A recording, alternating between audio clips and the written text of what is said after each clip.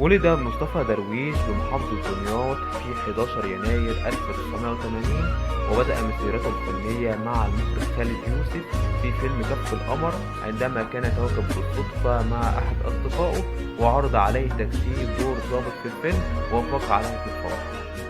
ولم يكتفي درويش بهذه الصدفة حتى ظهر مع خالد يوسف في فيلم كارما بعد عدة سنوات، ثم توالت عليه النجاحات في عدة أعمال أخرى زي مسلسل سوق مستوى الشبهات، وأعلى سعرا، وضد مجهول، وأيوب، وأبو عمر المصري، ونصيبه في اسمنا الثلاثة، وأبو الجبل، وخانة عهد، وقوت القلوب، وصاحبة السعادة، وبين السماء والأرض، وزوجة بالعربي، وأخيرا مسلسل سر باتع مع. ولقى الفنان الراحل شهرة واسعة بعد ظهوره بشخصية فتحي في مسلسل ميت وش مع آسر ياسين ونيللي كريم، لتتنافس شركات الإنتاج والمنتجين للعمل مع الفنان مصطفى درويش.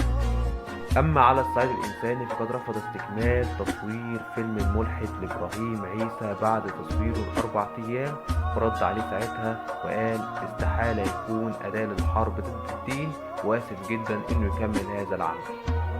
وفي عام 2021 تعرض الفنان الراحل لأزمة صحية بفيروس كورونا المستجد، قام على آثارها بكتابة وصيته الأخيرة، وأعلم أهله برقم الباسبور الخاص بالخزنة، وأعلم أهل رعاية بيتي بالأموال التي يدون عليها بي. وبعد مرور فترة وشفائه من مرحلة كورونا، قام بتوزيع جميع الوجبات الخاصة من مطعمه إلى المحتاجين والفقراء.